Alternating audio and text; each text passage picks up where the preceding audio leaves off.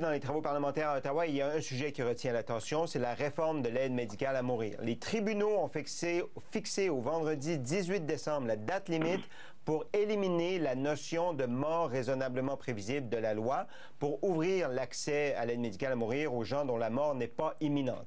Mais les conservateurs s'opposent à l'adoption en disant qu'il y a des problèmes avec la protection des plus vulnérables et que c'est important que le calendrier imposé du tribunal, c'est plus important de protéger les plus vulnérables que le calendrier du tribunal. Écoutons Erin O'Toole ce matin qui a commenté. Today they may be asking for a delay from the court, something they should have done months ago. They should have appealed the decision or not prorogued. This is not the Conservative Party holding up. If we have to stay here for 24 hours a day, 7 days a week to stand up for those Canadians, we will do that, Madam Speaker. Alors, Dimitri, les adversaires de M. O'Toole l'accusent d'agir par idéologie, de s'opposer à l'aide médicale à mourir parce que idéologiquement, les conservateurs sont contre ça. Vous dites quoi? Mais les conservateurs, idéologiquement, ne sont pas contre ça.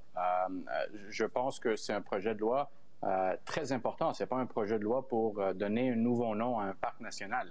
On parle d'un projet de loi où des grandes décisions sont prises et on voit, il y a des groupes, plusieurs groupes à travers le pays qui représentent des personnes handicapées qui disent qu'il faut faire attention. Il faut mettre en place aussi certaines réflexions. Par exemple, une période de 10 jours, c'est un des amendements conservateurs. En même temps, puis on a parlé de l'aide médicale à mourir en début de saison.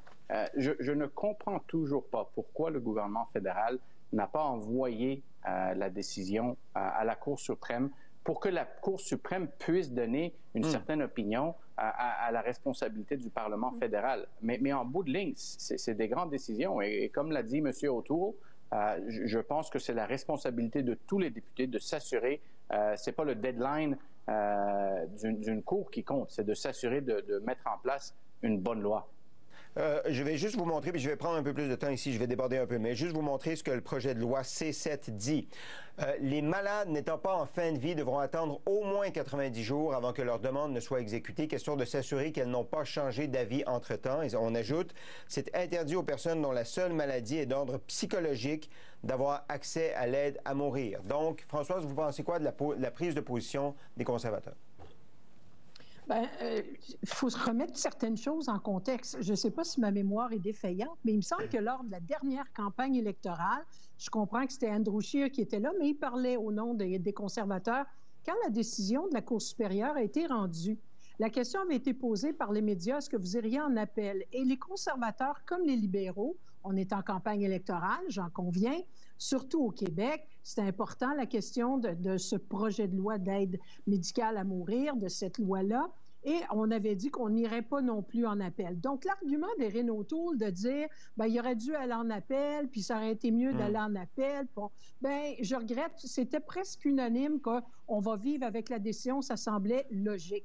Maintenant, en ce qui concerne les délais, ça, je suis d'accord avec Erin O'Toole, il y a beaucoup de la faute des libéraux là-dedans. Il y a eu la prorogation.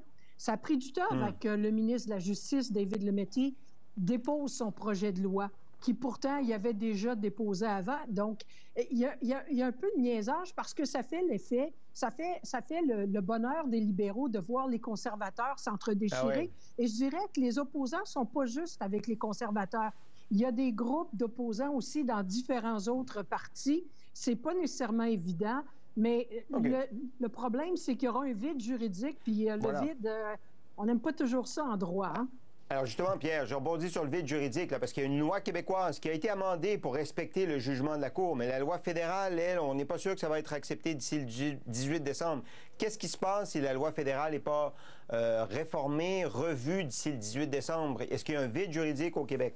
Il y a une situation qui est très problématique, effectivement, et c'est pour ça que, qu'on ait décidé d'aller en renvoi à la Cour suprême aurait été probablement une voie très rapide parce que le plus haut tribunal du pays peut donner, dans le cadre d'un renvoi, une opinion, l'équivalent d'une opinion juridique, mais c'est pas l'opinion de Françoise ou la mienne, là, c'est l'opinion de la Cour suprême. Quand les gens sortent de la Cour suprême en ayant perdu leur cause, l'avocat regarde son client et dit « Toi puis moi, on sait qu'on a raison, mais on n'a plus personne à convaincre. » Alors, c'est des opinions qui comptent, disons. Mais c'est pas le chemin suivi. J'en reviens donc à l'arène politique, parce qu'on a choisi de le maintenir, donc, dans l'arène politique, et de se conformer à un jugement de la Cour supérieure de Mme la juge Beaudoin, qui est j'arrête de dire honnêtement, qui est un excellent jugement, qui est un jugement fouillé. Et là, on tombe dans un piège potentiel. Et je ne dis pas que c'est M. O'Toole qui fait de la partisanerie ou les libéraux, parce que les libéraux, si la théorie de Françoise est bonne, que les libéraux aiment bien voir les conservateurs mijoter là-dedans, moi, je fais une grande mise en garde aux politiciens fédéraux, d'abord de s'inspirer de ce qui a été fait au Québec, où ce que nous avons fait a été fait d'une façon totalement transpartisane. Je me souviens de Françoise David, je me souviens de Jeff Kelly, je me souviens de Véronique Yvon, je me souviens de Maryse Gaudreault, qui ont mis leur cœur, leur tripe dans ce genre de projet-là.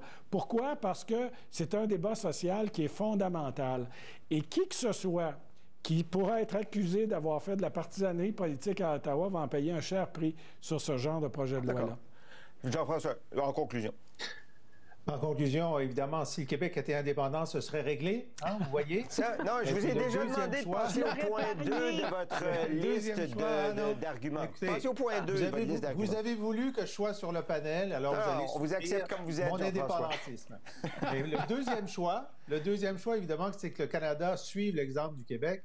Dans le cas du débat, il est tout à fait légitime et respectable que les députés conservateurs soient en désaccord de principe avec cette avancée du droit à mourir dans la dignité.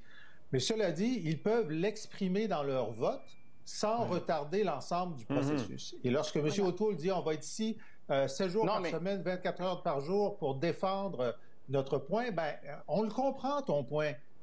Vote, et puis passons pas du tout. OK, Dimitri, juste en quelques secondes. Je pense que la position de M. O'Toole, c'est de s'assurer que, bien sûr, il y a un encadrement autour de la loi et de s'assurer qu'il y a une loi qui encadre l'aide médicale à mourir. Si les conservateurs étaient contre, comme vous l'avez dit, tout ce qu'ils feraient, c'est de voter contre. Mais ils ont proposé des amendements pour s'assurer que, par exemple, des personnes handicapées, des personnes qui sont plus vulnérables et aussi les médecins, qu'il faut prendre tout ça en contexte et s'assurer qu'on légifère de la meilleure façon possible. Alors, on comprend leurs amendements. Leurs amendements sont connus. Ils sont pour leurs amendements. Ils n'auront pas la majorité. Ils n'ont pas besoin de plusieurs semaines de se battre pour leurs amendements, qu'ils les mettent aux voix. Leurs amendements sont légitimes, sont respectables. Ils n'ont pas besoin de faire un filibuster dessus, là. Que ce soit l'Assemblée nationale, que ce soit le Parlement fédéral, je pense que les députés ont une obligation de débattre. D'accord. On doit s'arrêter là-dessus. On verra où ça nous mène. Dimitri puis Jean-François.